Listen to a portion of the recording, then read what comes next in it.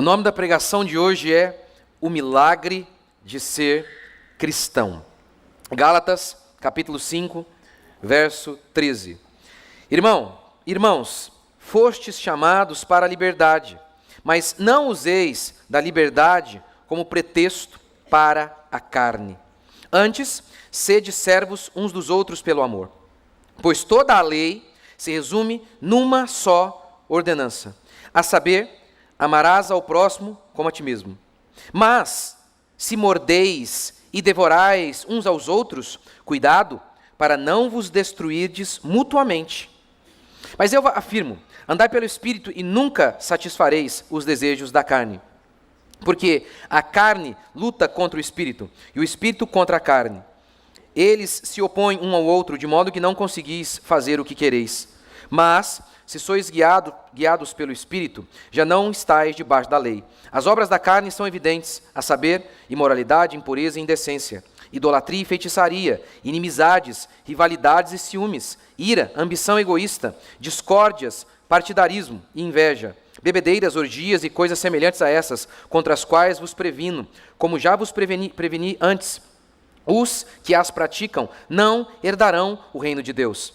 Mas o fruto do Espírito é amor, alegria, paz, paciência, benignidade, bondade, fidelidade, amabilidade e domínio próprio. Contra essas coisas não existe lei.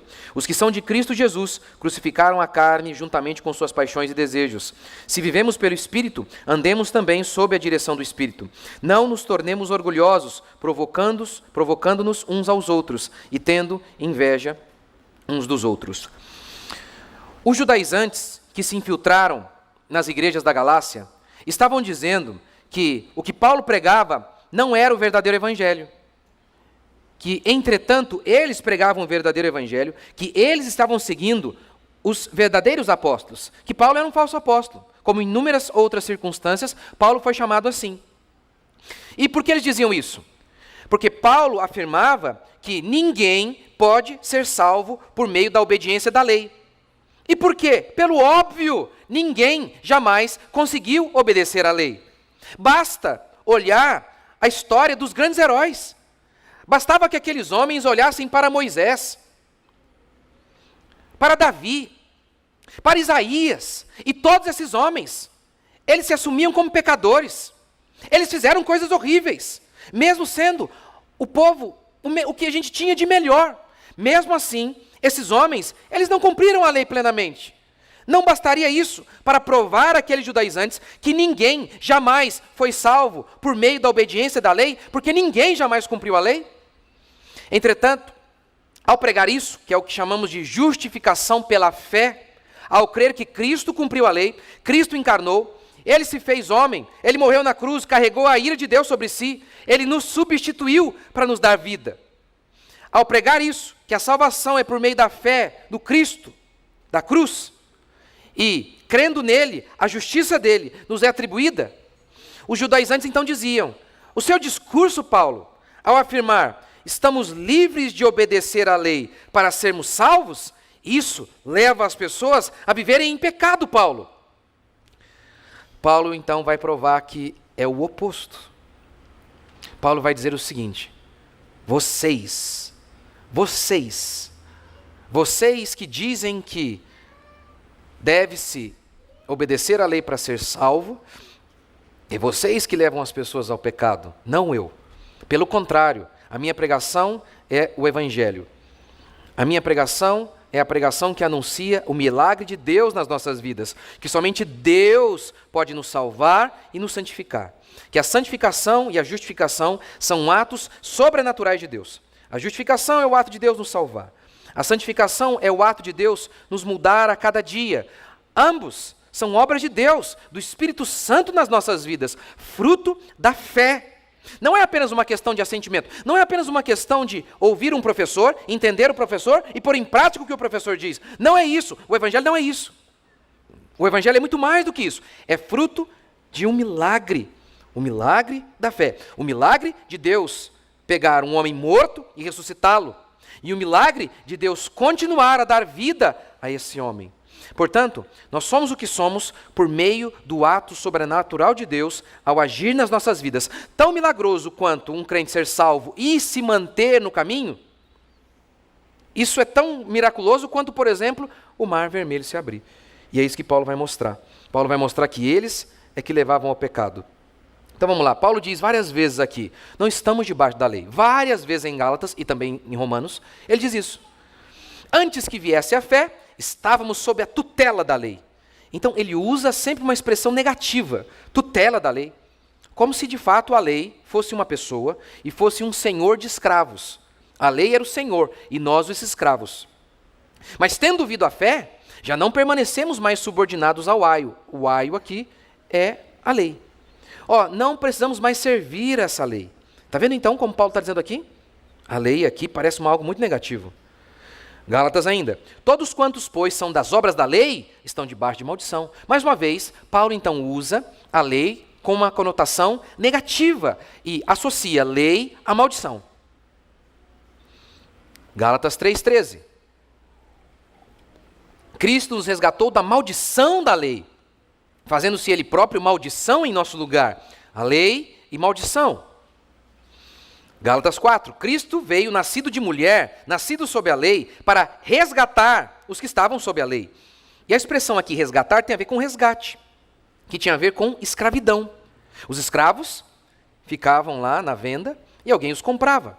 Mas, por exemplo, em Israel havia o ano do resgate, que aqueles homens poderiam ser libertados. Então Paulo compara a nossa situação, antes de nos convertermos, a uma situação de escravidão debaixo da lei. A lei é sinônimo de maldição, a lei é sinônimo de escravidão, diz o apóstolo Paulo. Gálatas 4, 21. Dizei-me vós, os que quereis estar sob a lei. Paulo está repreendendo aquelas pessoas e dizendo, vocês querem ficar debaixo da lei? E ele então os repreende firmemente. Acaso não ouvis a lei? E aí ele começa a argumentar. Vocês estão doidos? Vocês querem mesmo isso? Vocês não deveriam querer isso. E aqui Romanos 6,14, que é o clássico. Porque o pecado não terá domínio sobre vós, pois não estáis debaixo da lei, e sim da graça. Portanto, para Paulo, estar debaixo da lei é sinônimo de estar debaixo de maldição, de escravidão e de condenação, que Cristo Jesus veio nos libertar da lei. E o que seria isso de libertar da lei? Para Paulo, aqui a gente tem que deixar que o próprio Paulo interprete a si mesmo. E ele diz em Gálatas, ora, a lei não procede de fé, mas aquele que observar os seus preceitos, por eles viverá. E Paulo, no contexto, deixa isso ainda mais claro. Então, aquele que obedecer vai ser salvo, tá? O viver aqui é isso. Porque o contrário de viver é morrer. Então, se vocês obedecerem, vocês terão vida eterna. Se vocês obedecerem à lei. Mas tem que obedecer a lei toda, todos os dias. Porque Tiago diz, aquele que desobedece um mandamento é culpado de todos. Não é simples isso? Pela milésima vez vou perguntar a vocês, um dia da vida de vocês só, vocês cometeram um pecadinho só? Só um, então vocês já são culpados. Ah, pastor, isso é muito alta essa exigência. Não, de forma alguma. Como meu pai sempre diz. Se um homem roubasse apenas uma bala e Deus o deixasse entrar no céu, por conta da sua própria justiça, Deus estaria permitindo que um ladrão estivesse no céu. O céu já não seria mais céu, já não seria perfeito, porque haveria um homem ali imperfeito. É isso que Paulo está dizendo. Faz sentido isso? Vocês estão pregando que o homem vai ser salvo com base na sua obediência à lei. Hoje mesmo vocês já pecaram. É uma insanidade o que vocês estão anunciando. Lembra que a Escritura diz que o mundo é louco? Porque todo o mundo prega isso aqui. Que o homem será salvo pela sua bondade. Todas as religiões pregam isso. A filosofia prega isso. Mas não é óbvio que isso é uma loucura? Isso é uma estupidez? Olhe para o seu lado, olhe para si mesmo. Quem já obedeceu toda a lei, todos os dias da sua vida, é simplesmente impossível. Por isso, Paulo diz em Romanos assim, todos pecaram, tanto judeus quanto gentios. Todos. E Paulo conclui, visto que ninguém será justificado, salvo, diante dele por obras da lei, pela obediência da lei, em razão de que pela lei vem o pleno conhecimento do pecado. A lei, por si só, não salva. Pelo contrário, ela mostra que você está perdido.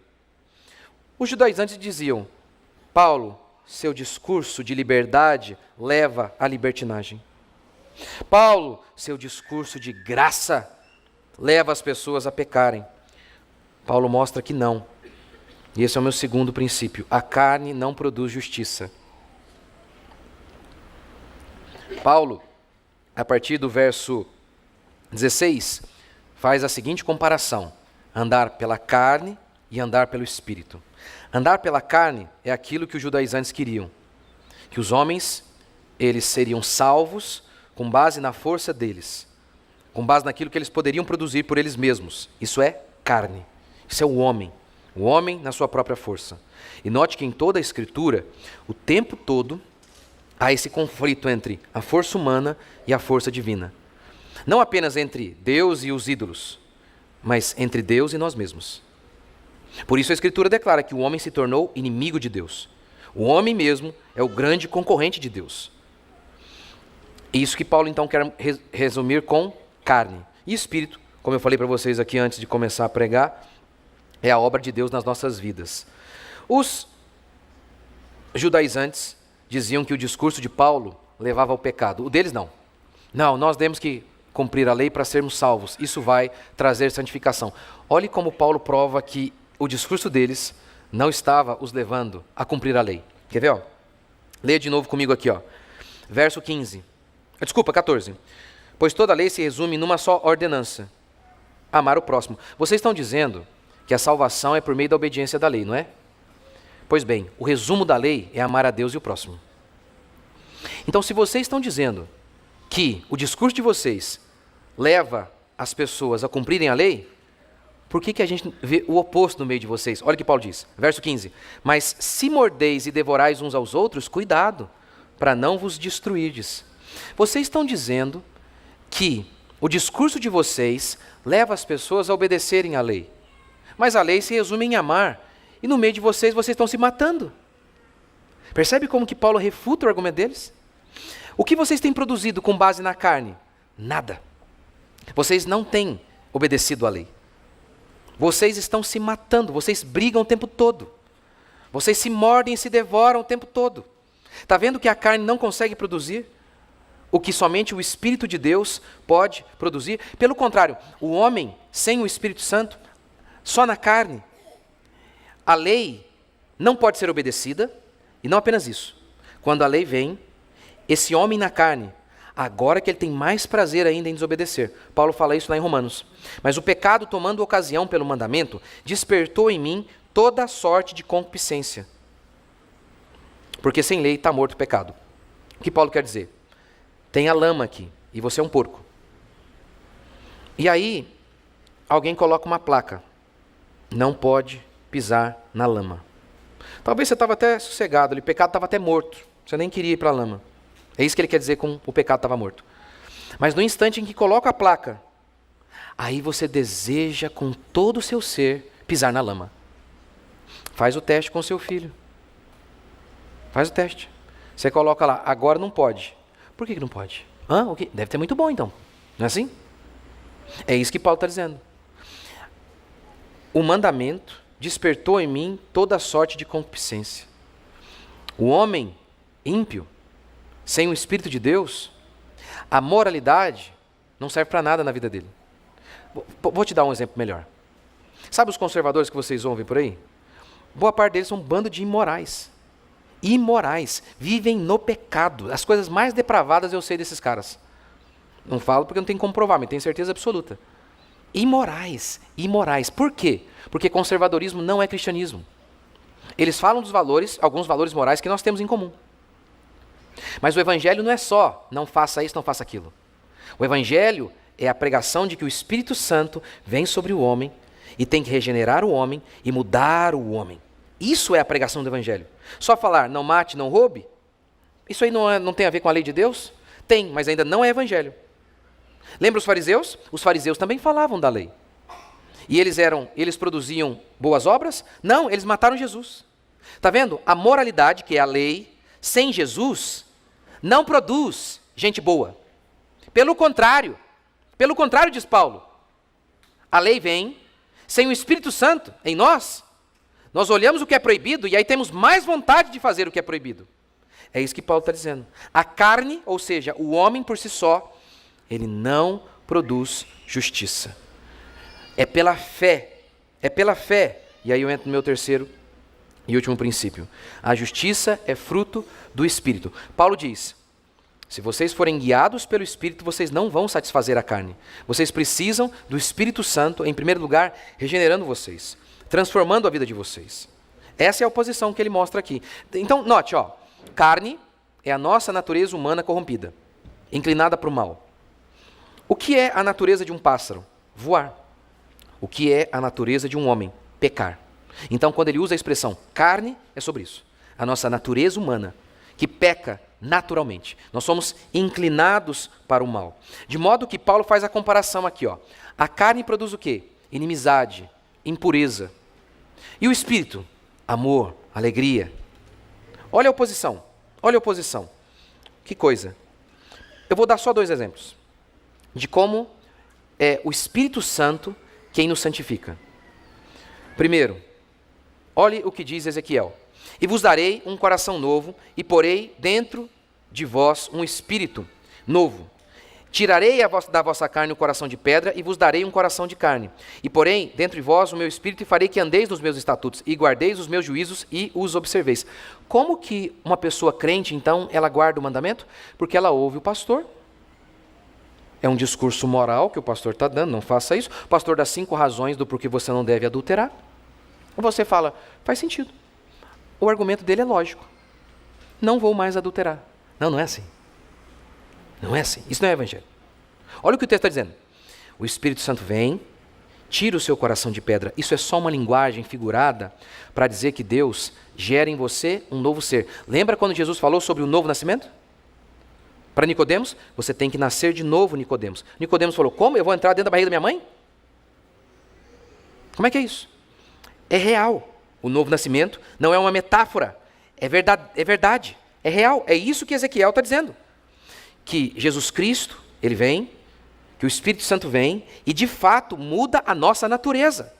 É um milagre que acontece. Não é apenas ouvir 5 argumentos lógicos sobre o adultério que te livrará do adultério.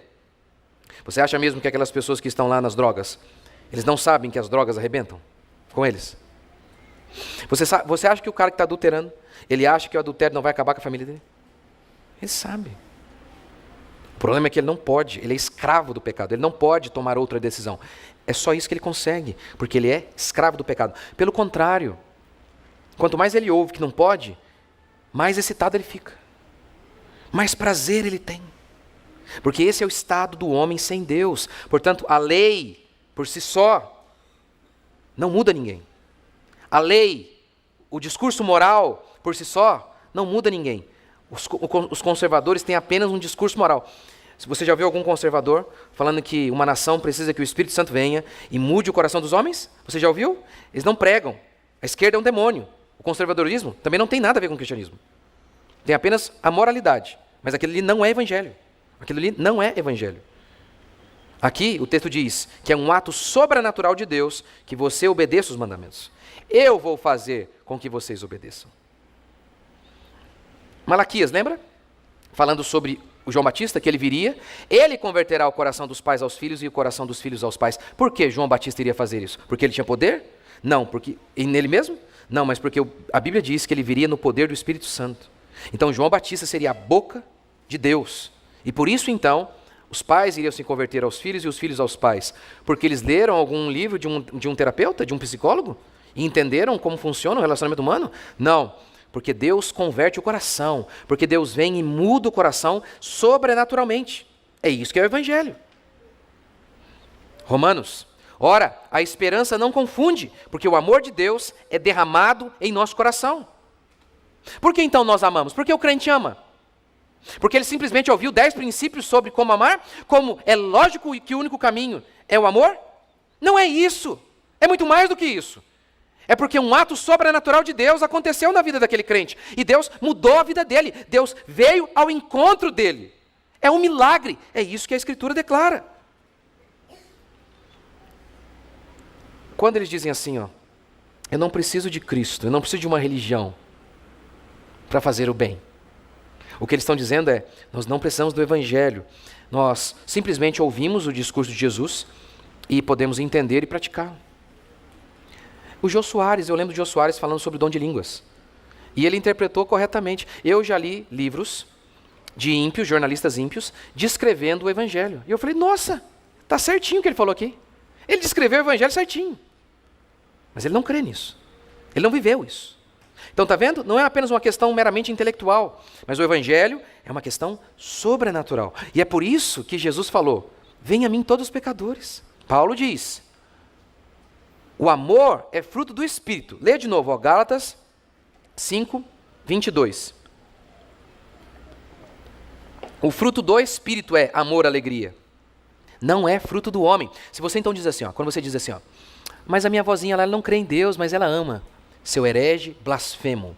Um dia você vai estar diante de Deus, porque você ama mais a sua avó do que Deus. Um dia você vai estar diante dele, porque o que você está dizendo é o seguinte, que essa pessoa não precisa do Espírito Santo e de Cristo Jesus para fazer o bem. Isso é uma blasfêmia. Eu sei, quase todos os pastores falam essas besteiras aí. Porque esse é o discurso que a Ana Maria Braga gosta. É o discurso que aquele maconheiro da Rede Globo gosta. Mas não é o Evangelho. O Evangelho declara, sem mim, nada podeis fazer. Nada, nada. Quem não crer em mim, está condenado, diz a Escritura. Essa é a verdade bíblica. Essa é a verdade. Então, olha isso aqui, Agora da alegria. O fruto do Espírito é amor, é do Espírito. Alegria. Pois bem, puseste alegria no meu coração, mais do que no tempo em que se lhe multiplicam o trigo e o vinho. Eu vou falar essa versão aqui, a versão que eu peguei no ChatGPT lá. Puseste mais alegria no meu coração do que a alegria deles quando lhes há fartura de cereal e de vinho. Puseste mais alegria no meu coração do que a deles. Eu, no período de escassez, sou mais feliz do que eles no período de abundância. Por quê? Porque a alegria é um dom sobrenatural de Deus. Eclesiastes, porque Deus dá sabedoria, conhecimento e felicidade ao homem que lhe agrada. Deus é quem faz o impossível. Olha esse outro texto. Arrependei-vos, é Pedro pregando. Arrependei-vos, pois, e convertei-vos para serem cancelados os vossos pecados, a fim de que, da presença do Senhor, venham tempos de refrigério. Vocês se arrependem e creem, e aí Deus manda tempo de refrigério. É o que o texto diz. Olha esse outro texto. Porque o reino de Deus não é comida nem bebida, mas justiça e paz e alegria onde? Na onde? Por meio de quem? Alegria no Espírito Santo. O amor é dom de Deus. A alegria é dom de Deus. Para você amar a sua esposa, você precisa daquele milagre lá, igual o milagre de Jesus fazendo Pedro andar sobre as águas. É sobrenatural isso. Pois bem, você amar a sua esposa e seus filhos é a mesma coisa. Vocês precisam de um milagre. Na carne, vocês não podem. Vocês não podem fazer isso por vocês mesmos. Vocês não podem. Porque na carne de vocês tem o quê? Rebeldia, inveja, ira, ambição, egoísmo. É só isso que tem aí. É só isso que tem na nossa carne. E nós ainda estamos na carne, diz Paulo. Portanto, a gente precisa de um milagre. Você ficar com a sua esposa até o final dos seus dias? É um milagre. É um milagre que você, por si só, não tem capacidade de efetuar. Você precisa de Deus. Brigas, infelicidade? Eu sei. Muitos desses pastores dizem que não tem a ver com falta de Deus, não. É o que eles dizem. Mas é mentira. É mentira. Os homens têm procurado a solução para suas brigas e infelicidade em terapias e drogas, em prazeres momentâneos e no dinheiro. Mas a Escritura é explícita em mostrar que é a alegria do Senhor que nos mantém de pé. Que vocês podem buscar água em todos os lugares, disse Jesus. Como ele falou para a samaritana. Vocês podem buscar algo para satisfazer a alma de vocês em todos os lugares, e vocês vão voltar a ter sede. Mas se vocês beberem de mim, eu serei dentro de vocês uma fonte inesgotável. Se isso não é uma afirmação de alegria e vida em abundância para o crente, eu não sei o que é. Se isso não é, eu não estou dizendo que crentes não enfrentem momentos de tristeza. Eu não estou dizendo que crentes enfrentam. Mas dizer que é normal, que no todo o crente vive cabisbaixo e deprimido e angustiado, isso é mentira. Comece a investigar aí. Eu sempre faço isso. Estou lá meio triste, chateado, começo a pensar, Senhor, tô com inveja de alguém? Senhor, estou cobiçando coisas que não devia? Senhor, estou pensando de modo errado? Senhor, não estou sendo grato ao Senhor? Qual é o problema? Qual é o problema? Porque a promessa do Evangelho é isso aqui, ó. O fruto do Espírito é alegria. O fruto do Espírito é amor. Entretanto, para os perversos, diz Isaías 48, verso 22, para os perversos, diz o meu Deus, não há paz. Pode ter droga, terapia, pode ter tudo. Mas paz não. Paz, tempo de refrigério, vem sobre o crente. Sobre o crente arrependido. O problema é que tem muito pastor que eles não acreditam nisso. E por quê? Porque eles não têm uma vida de arrependimento. E aí então eles têm uma vida infeliz. Então eles começam a dizer que é normal. Não é? Como o pastorzinho que eu contei para vocês lá, chavecando a irmãzinha de 23 anos. Ele fala isso constantemente, que a depressão não é doença. Esse pastor que eu falei para vocês aqui em off. Que depressão é doença, desculpa. Ele fala que é normal. Ele falou que é normal ter um crente cheio do Espírito e deprimido, sempre. Normal. Quem vive no pecado acha que é normal mesmo. Porque ele lê lá o texto bíblico dizendo, não, que Deus vai dar alegria. Mas ele não tem, então ele pensa, não, que é isso? É óbvio que tem alguma coisa errada no texto, né? Não em mim. Arrependam-se, porque o reino de Deus não é bebida nem comida, mas alegria, justiça e paz no Espírito Santo. É interessante que na melhor época do mundo, sim, é a melhor época, mesmo vivendo no Brasil, eu sei que você tende a ser saudosista, de achar que o passado era melhor. Você está enganado. Eu sei que nós somos assim naturalmente. Eu sei que você é, porque todos nós somos assim. Ai, naquela época que era boa. Ai. É ruim, a gente tem um governo ruim, mas ainda assim é bem melhor do que o povo do passado. Por exemplo, há pouco tempo atrás, ter um telefone era coisa de gente rica e quase ninguém tinha. Vocês não lembram disso? Esqueceram? Se você quisesse viajar para Taubaté, você tem que se planejar um ano inteiro. Para Taubaté, 50 quilômetros daqui de cavalo, a cavalo era difícil. Na melhor época do mundo, as pessoas estão tristes e infelizes como nunca. O índice de suicídio é altíssimo, é a segunda causa de morte entre os jovens. Os homens têm tudo. E outra, agora eles têm a bendita psicologia para livrá-los da angústia. Não é? Eles não têm as drogas? Eles têm drogas em qualquer esquina. Olha aqui o tanto de farmácia que tem aqui na esquina, aqui na rua. Tem umas 4 aqui, uma em frente com a outra. Uma vai explodir a outra ali, que você viu, uma é do árabe, não sei. Tem uma bomba lá dentro. Tá vendo? E nessa época, a melhor época, os homens estão deprimidos, angustiados. Ansiolíticos e antidepressivos são os mais vendidos. Olha como eles estão. Não por acaso também é uma época bem incrédula, onde os próprios crentes são incrédulos. Amor, alegria é fruto do Espírito de Deus. O que eu e você precisamos é de uma intervenção sobrenatural de Deus nas nossas vidas. Se quisermos amar a nossa família, se quisermos levantar de manhã e dizer assim, ó, este é o dia que o Senhor fez.